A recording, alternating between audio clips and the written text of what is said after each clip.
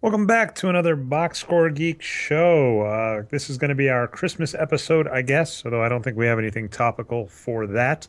Patrick is unfortunately out due to holiday festivities, and I am traveling tomorrow, so this show will not be as long of a one. Regardless, we do have some fun topics. There are some new faces that will likely be going to the Hall of Fame. We have a best shooting guard in the league with James Harden playing worse. And is the game as we know it over because HackAShaq is ruining everything? Those will be our topics. I am your host, Dre Alvarez, aka Nerd Numbers, and with me this week is our producer, Brian Foster, who you can find on Twitter as Boxscore Brian. Give a shout out, Brian. What's up, Dre? And thanks for saying Christmas, by the way. I hope you're boycotting Starbucks for taking Christmas off their cups like a real American, but honestly, all I want for Christmas, of course, is a Warriors victory over the Cavaliers. So we'll see if that happens on Christmas Day. That'll be fun regardless. Anyways, so the first topic, as I mentioned, we have this week is one near and dear to my heart. So the NBA changed their rules up slightly. I believe I haven't looked into this as much as I would have normally. I traveled a lot last week, but basically, I think the normal waiting period is 5 years. But because of how they'd set it up, some players essentially had to wait 6 because of the cutoff date. So they shored that up, and in doing so, they basically made a star-studded Hall of Fame possible. It goes without saying these 3 names are all going in, regardless of our opinion, which we're going to talk in a second. Basically, Shaquille O'Neal, Allen Iverson, and Yao Ming are going to be headlining the 2016 Hall of Fame. And one of the reasons this is huge is, Allen Iverson was the player that really put the wages of wins, and by proxy, all of us that have since blogged using the wins produced points over par metric sense, Allen Iverson was the name that put it on the map when he showed up in a Malcolm Gladwell blog post and then later a follow-up in the book Blink, the second edition, which is actually how I found Wages of Wins, because basically we have said, and I think you have this ready to go, Brian, Allen Iverson was just never that great. Oh, yeah, let's bring up his NBA stats. Of an NBA player. So, Brian, you can read or I can read. It's totally your call. But, I mean, basically, if we check his entire career, I think he doesn't even end as an average player.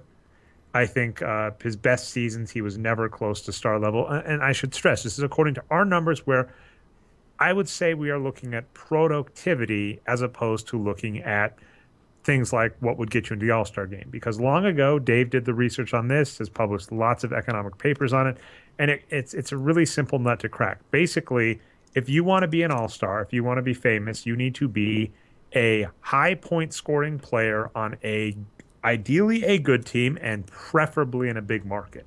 And Allen Iverson, of course, for part of his career, had all of those covered. Philadelphia is a fairly big market.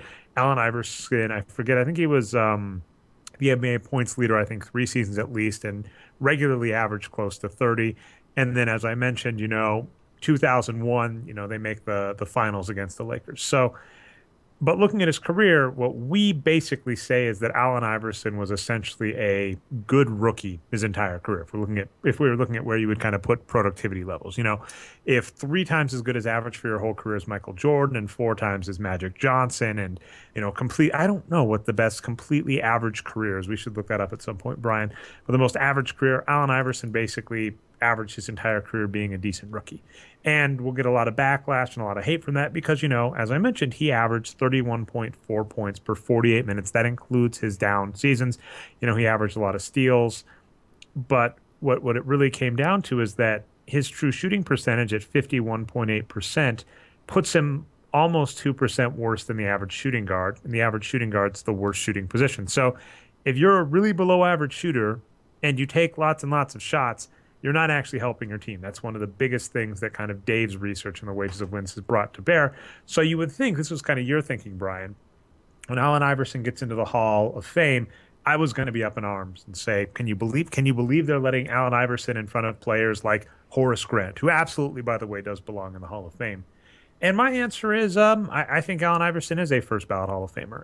And my reason is very simple: the practice rant. If you go to YouTube, I think the very first iteration of that has over 8 million views on YouTube. If you were to ask somebody who knew the metrics on this, and I don't, but if you were to ask how many times that thing is played on Sports Center or various other top 10 lists of all-time rants, it's got to be near the top, if not the top. In fact, Brian and I were arguing before the show where Brian explained how wrong he is in thinking that Allen Iverson's practice is not the greatest rant of all time.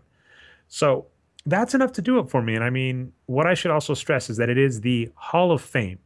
Allen Iverson was a very well-known player. Allen Iverson was a very popular player. He was never a very productive player for his team, but I just kind of accept that the Hall of Fame is not a analytics-driven thing to reward great players in terms of productivity. It's kind of to reward players that are well-known names in the NBA field.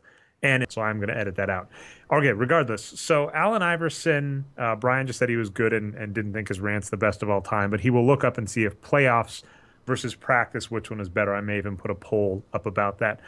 But, one of the interesting things, Brian, is you sent me an article from a popular site that in theory does basketball statistics and uses a number as its name. And, I've said this on multiple podcasts, but I've kind of just long ago accepted that the advanced statistic movement in basketball, in my opinion, lost. I don't think that we really had a Moneyball movement. I don't really think we got a lot of smart quants in smart places talking about things. I think the fact that Dean Oliver was bounced from several NBA teams and bounced from ESPN when I don't agree with everything he does, but he's one of the few quants I've seen in high positions that I actually respect. So, it doesn't really hurt me when a mainstream place like the Hall of Fame doesn't really have a stats view. And it is just, if we're going to talk fame, though, like if that is the title we're using, Allen Iverson qualifies. And I really like this class, the Shaquille O'Neal, Allen Iverson, Yao Ming class, because, and by the way, those goes without saying, this is a no-brainer. If any of those three don't make it, something really weird happened.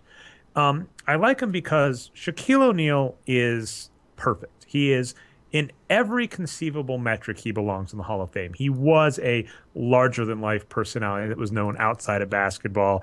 I just heard the great podcast, How Did This Get Made? They reviewed Steel recently, which was a so bad it's good movie.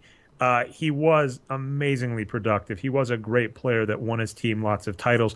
I will say this, Lakers fans that always bring up the rings for Kobe, you apparently forget that Shaquille O'Neal played on the same teams. He won all 3 finals MVPs. So Shaq's the no-brainer. Yao Ming is interesting because we've looked at Yao Ming's NBA numbers, and I really don't think his NBA numbers justify Hall of Fame. But when you factor in his Chinese numbers, he made it to 3 finals before he left the CBA. He played for their national squad a lot in both the Olympics and the FIBA tournaments, and then you look at his impact on the international game, the number of fans that he brought in from Asia, China specifically.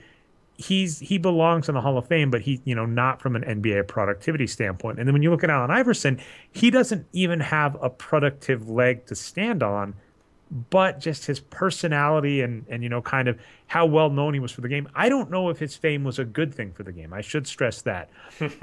After Michael Jordan retired, there was this kind of void in the NBA, hoping for a really productive guard that just shot a lot. And we ended up with Kobe and Allen Iverson kind of defining the next 2 decades. And well, both of them had a lot in common with Michael Jordan, taking lots of shots, being very flashy, in theory being good at defense. Allen Iverson, I recall there was an interview with him where he said he thought he belonged on all defense because of all the steals he got. They really were not the same caliber of player as Michael Jordan, and I think the league suffered a little for that, with all the teams looking for shooting guards that, could be like Mike, when being like Mike basically required being 1 in 4,000, very much like Steph Curry. Michael Jordan and Steph Curry, I think, are 2 players that may be the only players like them we've ever seen. Even Magic Johnson, you can compare him to Oscar Robertson or LeBron James, or even in the exact same era, Larry Bird. There's not really been a player like Michael Jordan since Michael Jordan left. There has never been a player like Steph Curry, and, we may never see another Steph Curry. So I don't know if his fame was a good thing, but he certainly was famous. So I really like this Hall of Fame class for that reason, for the kind of 3 people that I think are very deserving of being in the Hall of Fame, but for 3 very different reasons. One for being one of the greatest NBA players we've ever seen, one for having a great international career, for having a lot to do with it. Yao Ming makes me kind of And hey, he self played basketball on TV in China. That's a lot of households. They showed the exactly. Houston Rockets there.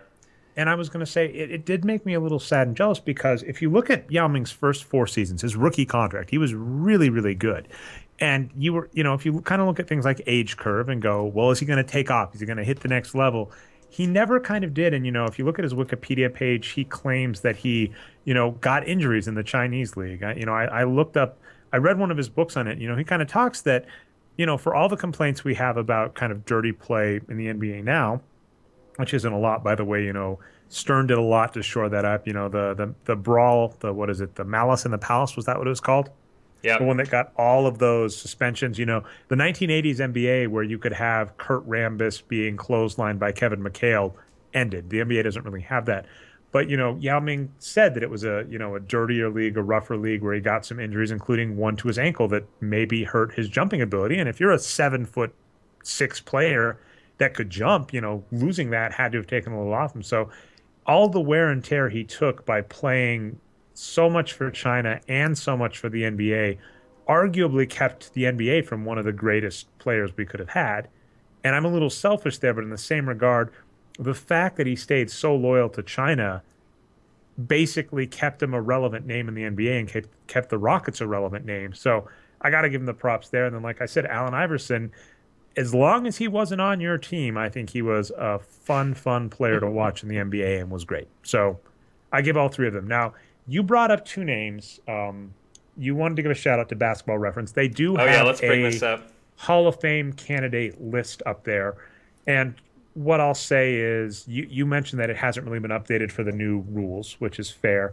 And it does have win shares, which isn't a bad thing. For those of you that haven't heard me rant on win shares in a while, the issue with win shares really comes down to it has two parts. It has an offensive win share and a defensive win share portion. And basically, I just got to give it to them. I got to give them branding because by calling things defensive win shares, people will often use the argument. I see this all the time against wins produced and points over par. They will say, I don't really like wins produced because it doesn't really factor in defense or it only does team defense. Well, the reality is if you deconstruct win shares, the defensive win shares basically break down to most of it, did you play on a good defensive team? There was a year where Anthony Davis, who all of us accepted as an amazing defensive player, was, ranked below, I think, every player but two on the Pacers because the Pacers were so good at D that year. So the problem with win shares is if you are mad at metrics that you argue have a team component, wins produced is one of these, but we've argued in the past it's not a huge component. Win shares has a much bigger team component.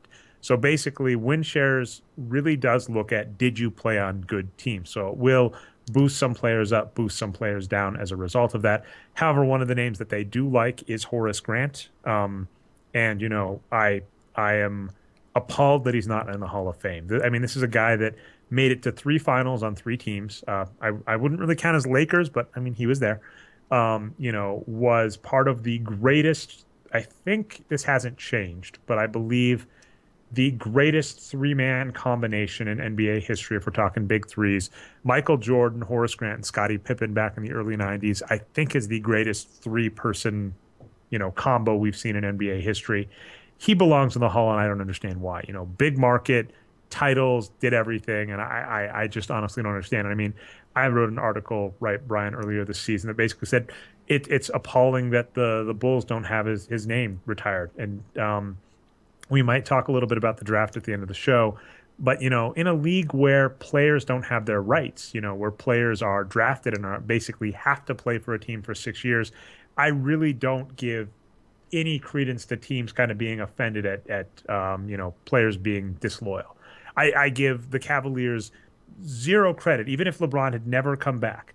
If LeBron never comes back to the Cavaliers, they can say nothing about him being disloyal or crass in his leaving Cleveland because essentially they got the rights to him, lock, stock for essentially 7 years.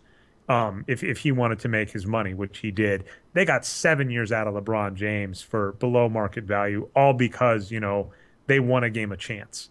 So I don't give them any credit in saying, how dare LeBron James decide to play with his friends in a tax-free market with, I've been to Miami. Miami is a much nicer place than Cleveland, I guarantee it, especially during the winter. So that's my opinion there. You brought up Buck Williams at the top of this list. We wholeheartedly agree. I would Jack Sikma, Terry Porter, agree with all of these names. I mean, in a perfect world, all of these names would be in the Hall. But as we kind of mentioned, the Hall of Fame isn't really for analytics players, unfortunately. There's often overlap. A lot of players we think are great, mainstream thinks is great as well. But there is a definite blind side in the Hall of Fame for this. And as I kind of mentioned, Brian, I've just kind of been beaten down and gone, advanced basketball stats, at least for the foreseeable future, are not going to have a Moneyball revolution. We had a revolution. It was basically a bunch of people that kind of like plus minus statistics and using the line. As soon as we get more advanced statistics, we'll win. And that's where we are. Sorry, I didn't mean to end that Hall of Fame on a depressing note. I'll let you get the last line. So you're with Charles Barkley, huh? Analytics are just for smart people that can't play, that want to feel important. Is that that's the bottom line? I think the issue with analytics is on their own, they're not anything. I mean, like here's a simple comparison. Analytics to me are kind of like rice. Ooh, rice delicious. is a very is rice delicious? I mean, rice is a very simple ingredient that is used in a lot of dishes. I just had Indian food last night. It had rice. It was amazing. I've had food that has rice, like out of the box. It tastes horrible. There are differing levels of rice. Rice is just a tool. And what really ends up mattering is how you use it. In Moneyball's perspective, there was a very smart team that used it that people wanted to listen to. In the NBA, we have had some very smart analytics teams. Take a look at the Spurs. And what it comes down to basically is it's a tool that can be used very well, and some people do. But in basketball, when it comes to mainstream press, when it comes to popular opinion, it hasn't been. And that's where we're at. And, like I said, that's why the Hall of Fame's where it's at. But I like this year's crop. All right, speaking of overrated shooting guards, Klay Thompson came out, and I want to make sure I get the quote right. So this is an ESPN story. He says he is the best shooting guard in the league. When asked who the best shooting guard in the NBA is, Klay Thompson said, I'm going to go with myself. Now, first off, I do think it's worth saying that you've always had a very grounded view on the media in the NBA, Brian. And I think that NBA players in general are just in kind of a trap position when asked questions like who's the best or who would you go with or who's going to great analysis. I love this. Because I mean, we had a year. I think Kevin Love said something where I forget. I completely forget. This was last year, right? Like Kevin Love complimented someone because he went to school. I think he complimented Russell Westbrook. Said like Russell Westbrook deserved MVP or something because they both went to the same school. Am I right on that? They did. They were both at UCLA at the same time. And people were like, oh, Kevin Love's dissing Kyrie Irving, isn't thinking Kyrie Irving's elite. And, it's a trap, right? If Kevin Love goes with the answer that is, propping himself or his team up, people will say, man, Kevin Love ignores reality. How can he ignore how great Chris Paul and Westbrook are playing right now? If Kevin Love goes with those two, they'll say, man, he's dissing loyal players. So like I could have seen another thing where Klay Thompson could have thought thoughtfully and said, when you factor in both sides of the court and what he's done with the team, given all the injuries they've gone to, I really got to say Jimmy Butler, which, by the way, I think would be my answer. I've got to buy right now Jimmy Butler's the best shooting guard in the NBA. Last season, it was kind of, I don't want to say hands down, but I really like James Harden. But for those of you that follow my weekly top 10 box scores of the week, what we can basically boil down to is that James Harden is kind of been hot and cold, very Katy Perry-ish this season. So he's not 100%, so I don't know if I can give it to him. But, if he had said one of those two names, then people would say Klay Thompson doesn't have faith in himself or whatever. So I think it's kind of just a stupid question, and I don't think players can ever answer these correctly. But something I'll also say, I've got two kind of thoughts on Klay Thompson's comment about two kind of general logical fallacies people have that happen in sports a lot. One I called back in the day, I've never written it up, was the LaMarcus Aldridge effect. Because there was a few seasons ago where LaMarcus Aldridge just kind of every 10, 15 games would put up this absurd game where he'd get like 40 points and 20 rebounds and 5 blocks or something. And it was absurd, but you look at his average numbers and he was pretty average. As a LaMarcus Aldridge aside, for those of you that asked, his December has been absolutely star level, and people asking us, all right, I'll try and remember to write this up maybe next week if I get time. Probably not this week because of all the travel for holidays. But yes, LaMarcus Aldridge for the Spurs in the last month has been playing star level. In the last month, Kawhi has been playing star level. So those of you that are Spurs fans should be very, very excited that Tony Parker, Kawhi, LaMarcus are just playing amazing. Tim Duncan and Manu are sticking around. I mean, I really think that if the Warriors and Spurs both go into the playoffs healthy, that really is, in my opinion, the legitimate finals. Everybody claiming the Cavaliers are the same level, you're fooling yourself. Sorry. All right. So, but regardless, when you talk like the LaMarcus Aldridge effect, Klay Thompson has had several amazing games this season. He was the best player last week in terms of net points. That's when you factor in shooting efficiency and volume. The entire week, that he made the list with his like 43-point game. He had that game earlier where he scored 10 3-pointers, putting him and Steph Curry as the greatest shooting combination on a team in the history of the NBA ever. That has never happened before. We've never had two active players on the same team that have both had multiple games where they have scored 10 3-pointers or more. That's never happened before the Warriors now. So, he's had some amazing games, so it's hard not to look at those amazing games and kind of go, look at me. And that's what happens with Kobe Bryant a lot. People look at Kobe Bryant's 81-point game, I think it was 63 or 67.3 quarters against the Mavericks back in the day, and go, how can you say he's not the greatest shooting guard of all time when he's got those great games? And the reality is, yeah, those were great games, but he had lots of games in between that were mediocre or not as good. Do you want me to read off his last 5 games? It's on screen now, but for the audio listeners. So on 12-8, he put a .62 wins produced. Great game right against Indiana. Didn't play against Boston. He was hurt. He went negative .13 against Milwaukee. That was the game they lost on 12-2. Then on 12-16, he's back up there again. .66 wins produced against Phoenix. A full win he produced in that game. He played a lot of minutes. And then he's back still at a star level .42 on 12-18 against the Milwaukee Bucks. So if we've plotted these last 5 games on a graph, it would be a real roller coaster. Yeah, I mean, I cannot dispute Klay Thompson's ceiling. And that's kind of one of the hard parts we always have is that when we talk about a great player, we really do want to look at lots and lots of games. And that's one reason the NBA is like nicer than football is we get 80 games in a season. We get, the average career length is 5-6 years. So we usually get hundreds of games to kind of look at a player and analyze if we like them.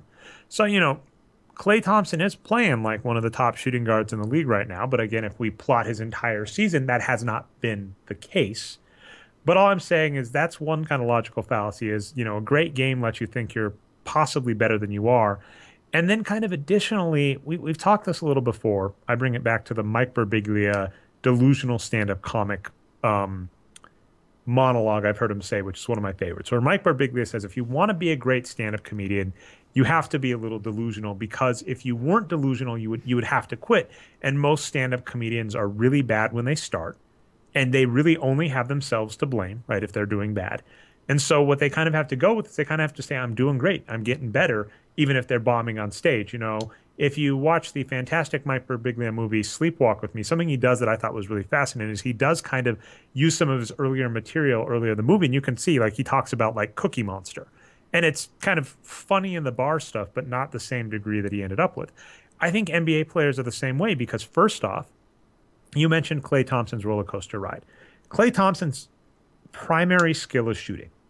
And he's going to get maybe 10 to 20 shots a game. And the difference between great and bad, as we've discussed many times, is a few shots. If Klay Thompson takes 10 3-pointers and connects on 2 of them, that's a bad shooting night. If Klay Thompson takes 10 3-pointers and connects on 4 of them, that's good. And if he connects on 5, that's really good. So, you have this plus two-shot margin, and we've all seen games where it's a wide-open shot. It's a fantastic wide-open shot, and it spins around in the rim and comes out. And I'm sorry to interrupt, but that's what happened to him during this 5-game stretch. He was 8 for 13 and 10 for 16 on threes in those 2 really good games. He was 2 for 7 in that Milwaukee game where they lost. So, sorry, continue. Oh, no, and that Milwaukee game that they lost, I mean, 2 for 7, right? 3 for 7 is a really good scoring, is a good scoring night. 4 for 7 is really good. I mean, it's such a fine margin that if you're going to play basketball night in and night out, you have to have a short memory, because if you kind of start getting in your own head and saying, wow, I went 4 for 10 last night, that's not good, or I went 3 for 10, that's not good, you've got to be able to keep going. And if you make it to the NBA, you've had years and years of that. And additionally, if you're going to keep going in the NBA, players degrade with time. There is so much delusion that's required to get on the court. And I'm not bashing, I should stress, I'm not bashing this. There is a mentality that's kind of required. And I'm not necessarily even accusing Klay of this because, as I mentioned, there was not a good answer to this interview question. There was nothing he could say that wouldn't have at least one stats niche blog bashing him over it. There was nothing he could have said there. But at the same time, when we look at basketball players and, ask ourselves, how can Nick Young really think he can take 15 shots a game? How can this player really think they can take 20 shots a game? One of the lists on my top 10 this week, Brian, was Kyle Lowry missed 23 shots in a game. That's ridiculous. And it's not unbelievable, though. It's completely understandable as to why some of these players can have this mentality, because how did they get here? And it's a rough spot because we are not looking at the best basketball players in the world. We are looking at like the top 0.001%. There are 400 active players at a given time in the NBA, basically. And so that means we're not looking at the top of the bell curve. We are looking at the very, very far right. And so I can't really bash these players for their mentality. And I did want to at least discuss that a little with Klay Thompson because, I don't think he's the best shooting guard in the league. I think he has a tremendous ceiling and has played great. And I wanted to talk a little bit about this article. Why wouldn't I? I will say, what's going on with James Harden this season? He has been the pinnacle of inconsistency.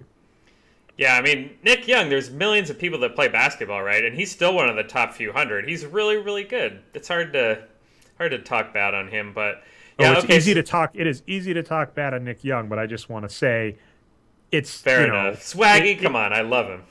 It is a funny one where you just go, you have to ask yourself game after game, Nick Young, J.R. Smith, did you really think that shot was going to go in? That's a regular question you have to ask those guys. And there is at least a little justification to their thinking. So do you want to talk some stats on this, Dre? We're getting all existential in this episode. I've got the top shooting guards here up on Boxscore Geeks. Just sorted by wins produced alone. Harden and Butler are tied at 5.2 for the season. They're pretty far ahead of everyone else. I think those guys probably have been the best two this season if you're not counting for minutes. If you do sort by minutes, though, if you go by 48, our old man Manu Ginobili gets in there. With a minute minimum, with a floor for it, he is the most productive per minute shooting guard. Harden and Butler are up there too, though, as well as Nick Batum, who I was saying, I'm not sure he's a shooting guard, but I guess he is playing shooting guard this year after being small forward the rest of his career. Those four guys have clearly been better than Klay so far, I think, this season. These other guys, Langston Galloway, Andre Roberson, you're like, they've been not as good in previous seasons. Galloway's a rookie, so you can't really call them better than Klay. And then you have Kyle Korver, who's nearby him, who's a very similar player, right? They're both three-point specialists. So Klay is maybe top 5, but yeah, he's not number 1. Sorry, Klay. He's not close to Jimmy Butler, but I mean that's not a problem. I mean, we've also discussed this when it comes down to the Warriors. Like the Warriors, you have the best player in let's see, how do I phrase this? You have the best shoot first point guard in the history of the NBA. I cannot think of a better one off the top of my head. Well, some people are even saying he's just the best shooter, flat out.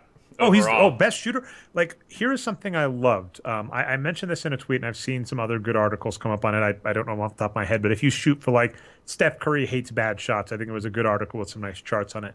But I was looking this up, and back in the day, a friend of the show, Ty Willinghands over at Courtside Analyst, which is a now defunct, was one of the best basketball advanced stats blog. What are you doing to us, Ty? You left, and we got so many more regularized plus minus blogs. It's sad day. Anyway, but they pointed out that Steph Curry doesn't take what Ty Willinghands named shit shots.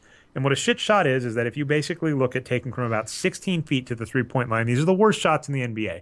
Because, if you step a little further back, you're taking a three, and that we've discussed our love of threes.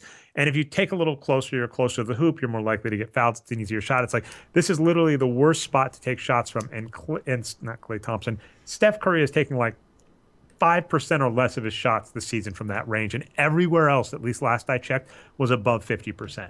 Steph Curry, both in terms of, I think Ian Levy back in the day named it expected points per shot, like XPPS, where he would look at players' shot location and how the average player shot from there. That was a great article. I loved that stat. I don't know if it's still up at Nylon Calculus. If it's not, though, I'm sure it's somewhere. It may still be on Hickory High. That's where it was originally. We'll have to see. They have some shot charts up at Nylon Calculus that actually do show that. And that's one of my qualms, actually. Kurt Goldsberry came along with shot charts, and what he shows is average shooting percentage to the league.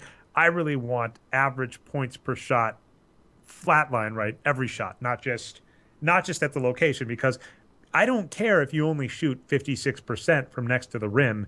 If you're taking 100% of your shots next to the rim, 56% is actually a fantastic number, even if you're not really good at shooting next to the rim. Like players like Ricky Rubio just have to make you laugh at how bad they are at layups. But, when a player's 45% from mid-range, they're going to show up as really good on these shot charts that like Kirk Goldsberry and others have shown, when I don't care how good you are from that range. At best, it's a marginally better shot. So the point is here, for 56 is not a good percent for at the rim, but if that's all you're getting and you're getting a lot of shots there, it's good overall, right? Because you're not taking other bad shots. If you took 100% of your shots from the rim, shot 56% from there, and got fouled at a 10% clip, you would be a better shooter than Kobe Bryant. Because I think in LeBron's heyday, he would do like 70% at the rim, right? Crazy stuff like that. But that's a good point. Well, what LeBron was always interesting. I wrote an article about this back in the day, comparing him to Melo. That was his refusal to take what Ty Willingham's called shit shots was one of the things that made him really good. Is he was not a great 3-point shooter for most of his career. He had a few seasons where he did really turn it up, which was amazing. But what happened is Melo would take mid-range jumpers, and if you were a Nuggets fan, you could argue often contested. LeBron James would often take a step or two back and take a 3-point shot, and that minor change was a huge difference. And then, of course, LeBron James was much better close to the rim. But anyway, Steph Curry, both in terms of shot decision and shot making attempts and then shot volume, is him and Jordan are kind of two players that kind of stand on their own in terms of that. I'd also argue like Kareem Abdul-Jabbar. There are a few players that just, if you look at their scoring prowess in the history of the NBA, are just absurd. And one thing I read about Steph Curry, I don't know how much you've done this. Sorry to turn this back into the Warriors show, everybody. But one of the things that makes Steph Curry amazing is that he has the same shot release no matter what he's doing. If he's falling over, if he's jumping, if he's just, done a sidestep to juke someone out, like he releases at the same plane every time, which is, that muscle memory and stuff is just amazing. Yeah, so interesting nuanced thing about Steph Curry here is, if you look at his shot charts, Kirk Goldsberry, that type of stuff, thing of beauty, all at the rim or three-pointers or whatever, great shots. But one kind of interesting thing is he takes a lot of contested shots, which are hard to make. He also, so if you compare him to Klay Thompson, Klay takes almost 100% catch and shoot. But Curry has this unreal ability to make shots off the dribble. And so that supports what you just said, right? Even though he's shooting off the dribble, which screws up most other shooters, he can somehow maintain his shot and keep doing it. The other crazy thing is he takes them deep. Like, he takes them behind the line, and he practices 30-foot shots in practice all the time. And so when the game comes, he can make them. So, yeah, Curry's an amazing player. Like, he understands, here's the spots to take. I just got to figure out how to do it from this spot no matter what. Okay, so Brian, do you want your Christmas gift early? And this is good because if I don't do this on air, I may not write this article. Oh, okay. We better do it. You want your Christmas gift early? All right. Next week, I was planning on doing it this week, but got behind. I apologize a little, listeners, but I do at least like throwing in the kind of passive-aggressive stuff that just reminds you that we're pretty busy here. Because I assure you, Patrick and I want to be doing more development. We want to be doing more articles. We really appreciate the comments. Thank you so much for that. I love that you guys keep the discussion going, even though I can't jump in there as much as I want. But I do want to remind that, we get behind. But so here is the article I wanted to write.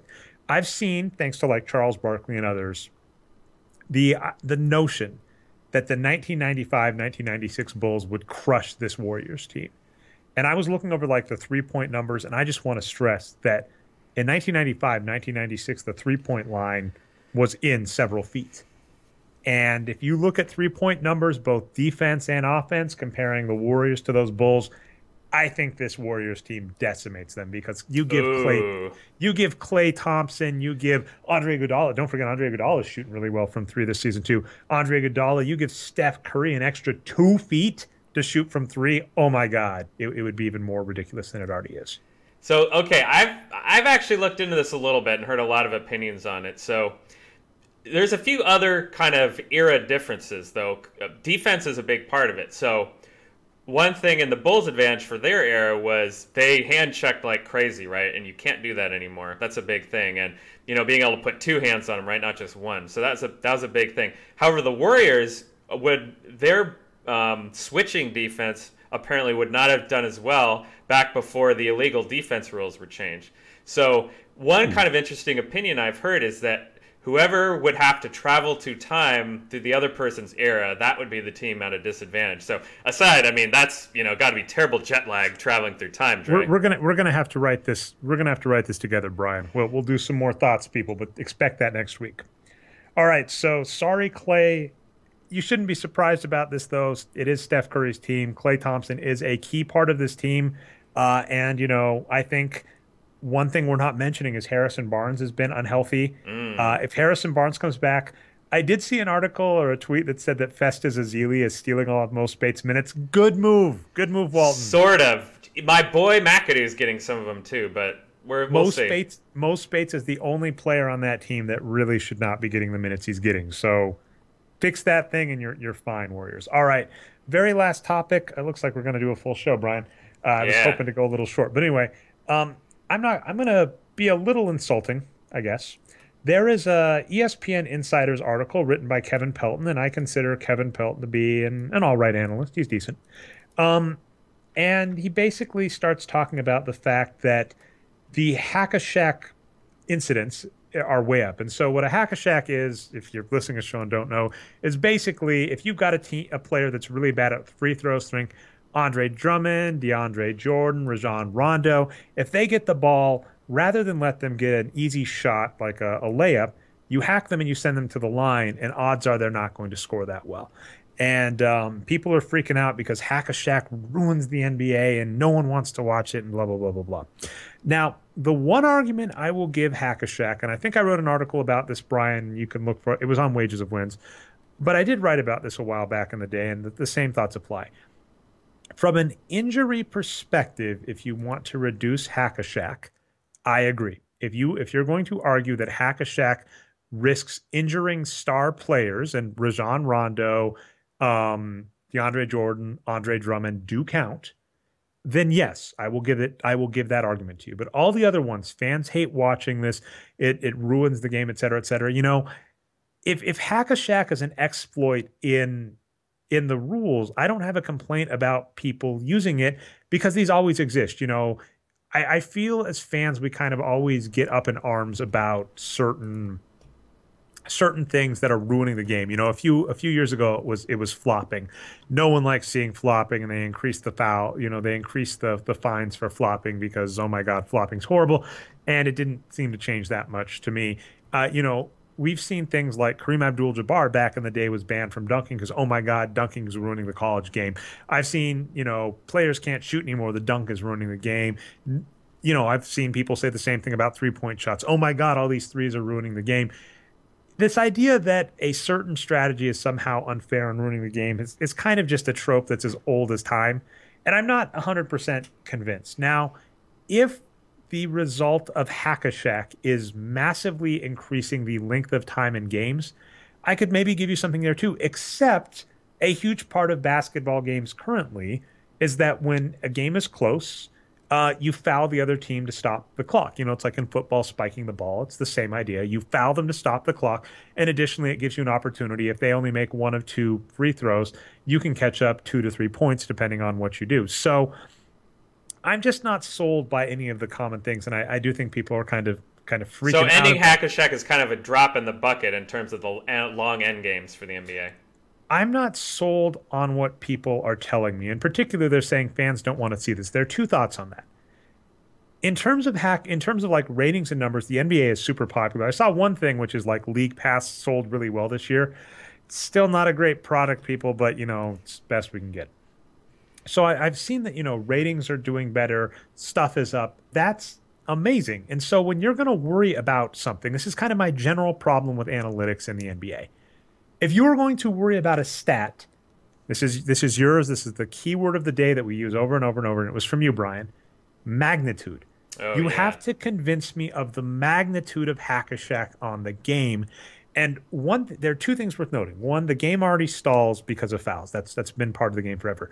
Two, the NBA needs commercial breaks. And these, if you watch nationally televised games like on TNT, Thursday night games, they will have additional timeouts for commercials. Those are built in. I don't know if you realize this, but that's just the way it goes, where the game has to stop to allow a certain number of commercials. That's their deal with the television.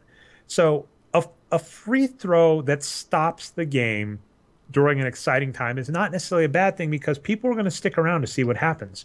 That's going to get you commercial revenue.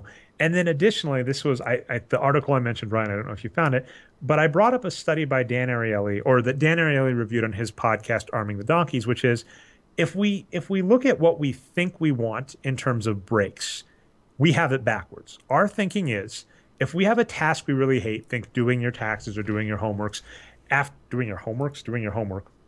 after 15 minutes, you give yourself a break because it's so unenjoyable. Give yourself a quick break and come back and do it. Well, it turns out if you just power through it and you look at your overall enjoyment level, you didn't enjoy it, but you kind of powered through it, and that minimized your pain because you were able to power through it. Because something that we talk about, I think, is the hedonic treadmill, the idea that our brain adapts to happiness or dishappiness. So if you're doing something you don't enjoy, your brain's going to adapt to you not enjoying it. You will not enjoy it less than if you constantly take breaks and come back to it. Now, the humorous inverse to this is if you enjoy something, think a movie, a massage, a basketball game, if you give yourself a break in the middle of it, your brain stops getting used to it and you readjust and you kind of enjoy it more. So I'm just not sold that HackAShaq is a problem. I can buy that teams are doing it. I can buy that it does things like, it annoys the players because they're not getting shots. I will basically give Kevin Durant a shout out. He's like, if you don't want to be HackAShacked, learn how to shoot free throws. And I mean, it is worth saying that the skills to survive in the modern NBA are significantly different than they were 10 years ago. I would argue that, if you're not a big or a player that can shoot threes in 10 years, you will not have a place in the NBA. And that is how it should be. You will need to either be really good at threes or three-point defense or be a big. Otherwise, there is not a place for you in the NBA, in my opinion. And if there is, then it means that, a team like the Brooklyn Nets is still around doing bad things. We didn't even talk that, Brian. There's a ton of news we didn't talk this week, like the Brooklyn Nets getting acquired. But anyway. I didn't hear that. Oh, I'm excited. Yeah, that's my thoughts on HackAShaq. So Arturo's boy Prokhorov, he sold the team. Bought the team. Oh, he fully bought it out. Oh, he bought him out. He bought out Ratner. He bought. We've got some Skype lag here. Let's see if we can get Dre back. But yeah, we'll have to see on this Brooklyn Nets news. That's exciting. Well, it looks like Dre's gone for good, so we might just have to end the show right now. But we'll give him another second or two. Let's see if he can come back. Oh, we got you back, Dre. We got you back. We lost your video, though. Skype asked me to turn off my video. There we go. Okay. We've got an owl sitting in for you now on the video part of it. I'll take it. Anyway, the last news on Prokhorov is I believe he spent a little under, I think he spent like $1.7 billion to acquire the Nets and the arena. We'll talk that in the future, I guess. That arena is a valuable property. Anyway, I will say, if you have any last thoughts on HackAShaq, otherwise let's head to shoutouts. No, not really. I think there's even some entertainment, purposes to it. I remember back in the day, this wasn't strictly HackAShaq, but you remember when Karl Malone used to take a really long time to shoot his free throws, and the fans would count down for it? I don't know. Stuff like that's entertaining at times. Fair enough. And then one of my favorite free throws of all time is Dikembe Mutombo talking crap to Michael Jordan, and he took a blind. He shut his eyes to take a free throw, which was fun. That's amazing. All right, so anyway, we better get to shoutouts. Yeah, you got a good one. Oh, I'll start it off. Yeah, let's see. I can't remember any of them though. Let me bring up my list here. Hell Spanos. I'll give the. Yeah. Okay, Rotten Hell Spanos. So, yeah, an unnamed person. This is kind of an anonymous thing that was very near and dear to my heart. Snuck into the San Diego Chargers game on Sunday, possibly their last game, and he brought a Rotten Hell Spanos jersey, and I guess it went viral. It's on Darren Ravel's Twitter and everything. So, yeah, I mean, I sympathize with him as a lifelong San Diego resident, growing up rooting for the Chargers, and then, the business of the NFL. He wants to move the team and make some money. So, yeah, the Rotten Hell Spanos jersey is my first shout out. And I was watching that game, and I will say that they said this may be the last blah in, what is it, Qualcomm Arena? yeah. They said that over and over. It was so Oh, did annoying. I they? mean, this is just totally not a, obviously I'm not a Chargers fan. I'm a Broncos fan. But it was like totally a non-Chargers fan response to that because I was like, oh my God, just shut up. I get it. It's the last game in this arena. Just talk about the game. Anyway. Yeah, well, you got to find a story somewhere, I guess. And yeah, we'll go with actually, I guess your shout out is next, the Joey Harrington article. Then we'll go back to my other one. All right. So this was a great pass along from Rich Campbell because I was talking about draft busts and how I didn't really like him. So this was a really good article on the Cauldron by a football quarterback whose name was Joey Harrington, as you mentioned. And what he talked about is this idea of was he a bust? And he kind of says, no, because the route that took him to the NFL, like he mentions this, it was expected that they would go to the Rose Bowl when he was playing, I think, for the Oregon Ducks. Correct. And they got snubbed in lieu of Nebraska. And he makes a very wise assessment, which is to say, he thought they deserved the Rose Bowl, but they go to the, I think, Fiesta Bowl and blow out the other team. And he goes, that adds to his legacy, right? He goes in a winner and it says, they completely, should have been in the Rose Bowl. He's like, he goes to the Rose Bowl, maybe they get blown out and he's not thought of as well in the draft and his legacy's not as secure. So he had a very well-tempered thought on this kind of thing of being like a top prospect going into the NFL draft, of being a bust, so to speak, on the Lions, something near and dear, I'm sure, to Dave's heart. And he was very grounded about it, which I really enjoyed. It made me hate the draft a lot more because we see this a lot where we see players that bust out in the NBA. Anthony Bennett, for instance, is going back to the D League. And it's really tempting to go with the stupid Silicon Valley meritocracy argument, the cream rises to the top. But it's also just worth noting that a lot of players' success is circumstance. And being in the right circumstance has a ton to do with your success. And I really like that article for kind of pointing that out. Yeah, and a lot of kind of little small stories in that article about his relationship with Michael Vick. And yeah, good article about NFL life for sure. Yeah, so check that out if you haven't. And then you've got one more shout out, Brian. Oh, yeah, I'll go to mine. Just real quick, so that concussion movie that we've been talking about a lot in this show is finally coming out. And as we predicted, Will Smith is getting all these accolades, so that's funny. Good old Will Smith got in there. But anyway, my shout-out's to Frontline, the League of Denial documentary that's been around for a while now and is partly what this is based on. It's getting an update, I guess, to coincide with the release of the concussion movie. And it's got Chris Borland, the 49ers linebacker. We've also talked about getting interviewed on it. So, yeah, I haven't got a chance to see it yet, but Frontline is top-notch. So, yeah, check out that documentary. I watched that again. I watched a lot of the League of Denial. I watched it again, and then also they have a lot of the full interviews. So one cool thing that I want to shout out. I don't know if it's legit, but Bennett Omalu on Twitter now follows me. He doesn't have a blue check mark, so I don't know if it's him, but that was really cool. But yeah, I'm very interested to see the impact the concussion movie has. And I will say the League of Denial, both the movie itself and then all the behind the scenes interviews are fantastic.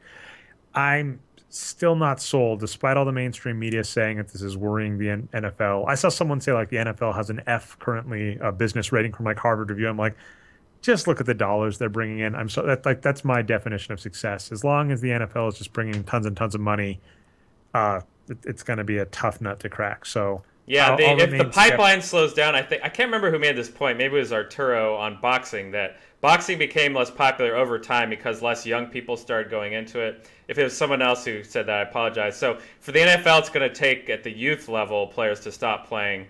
So it'll be a slow death, if anything. But yeah, for the next 5 to 10 years, boy, is the NFL still a juggernaut. Well, I still have, like, one of my cousins was on a team that won state in Alaska. And is looking to go to college on like a scholarship and all that jazz. And I mean, I made an innocuous comment a few years back where I just said, hey, I worry about your brain. And it's like, it's a very difficult discussion. I mean, there are certainly families that are going to stop letting their kids play football. but both the NFL and lots of other interest groups are still hugely behind kids playing football. And I mean, we'll just have to see what happens to that pipeline. I'm not sold that it dries up. Yep. All right. Last shout out of the night is to Kevin Broom, who did a great article that backs up one of our long held arguments, which is coaches may not matter as much as you think, or at the very least, coaches, the things that coaches do that people think matter may not matter as much as you think. And so what Kevin Broom talks about is basically NBA timeout play calling. And so we all have this view. This was in fact in the Mighty Ducks 2, Brian, where they call a timeout and Charlie goes and starts writing up a play and Averman says, "This isn't the NBA, Charlie," because everybody knows this is the key thing, right? Call a timeout, it's Hoosiers. And the coach says, "All right, here's what we're going to do. We're going to run the picket fence. You're going to be here and we're going to win the game with this," yada, yada, yada. And what Kevin Broom basically says is if you look at, calls, at the scoring rate of plays after timeouts, they're basically just worse than normal plays. And that we've also seen the idea that, teams that try and wear down the clock when the game is close and all these other things, all of these strategy things that teams do that everybody knows are so important, may actually be worse for the team in general. So this was one of those things Phil Jackson was notorious for, is he would just let the players play. He wouldn't call a bunch of timeouts. I recall one of my favorite moments in his career as they were playing the Suns. D'Antoni called a timeout. Timeout ends. Phil Jackson calls a timeout to humiliate D'Antoni because they were like, "Well, we just had our timeout. We just said the rah-rah stuff." This is one of those things Dave is really happy to do. He'll talk about, all you listen to mic'd up coaches and how little that matters, the stuff they're saying. And this article basically says that. It says, the teams that do best are the teams that have kind of prepared plays in practice and are ready for it come game time, and they don't need the coach to tell them because they all know it.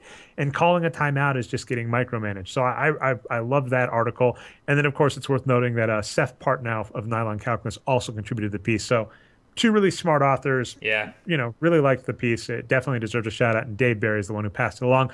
If you're not following Vice Sports in general, and Dave Barry writes there regularly now, it's a must read. So that's my shout outs. Yeah. And one thing they bring up that we've heard in the past is that the biggest part of it is, I guess, giving the defense time to get set is the reason why it's a bad idea.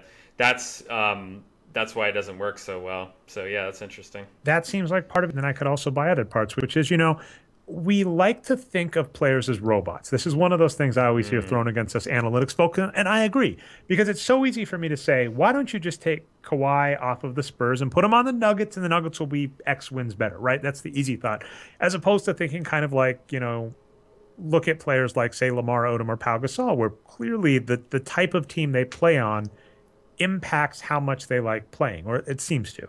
So I think it's important to go, timeouts are a psychological thing. It takes you out of the moment if you were playing the game. We were just talking about that with free throws. There is a lot to a timeout that impacts how you're thinking about the game and what you're going to do. And I think that we have a belief as to how they are supposed to work, and I don't think that belief lines up with reality. And I think that is an important lesson for anybody who follows sports. It's one of the battles we have every week, every tweet, whatever, is people saying, "Don't you know that, of course, X and X matters?" And I go, you've heard that over and over and over again about sports, but maybe just think about it, because a lot of stuff that is commonsensical about sports is not actually, what shows up in reality. Yeah, and a supporting comment. I have to get one last Warriors point in here, of course. All right, what do we got? The Warriors this year are known for not running very many plays. They have their system. Everyone knows where they need to be at every time. They just go with it. They don't run plays. I mean, that in a way that can make it harder. This is we'll go a little long because it's a Christmas show. But one of my favorite announcers for professional wrestling is Jim Ross, and he would notoriously say that we know wrestling is predetermined, it's scripted, it's fake, whatever you want to call it.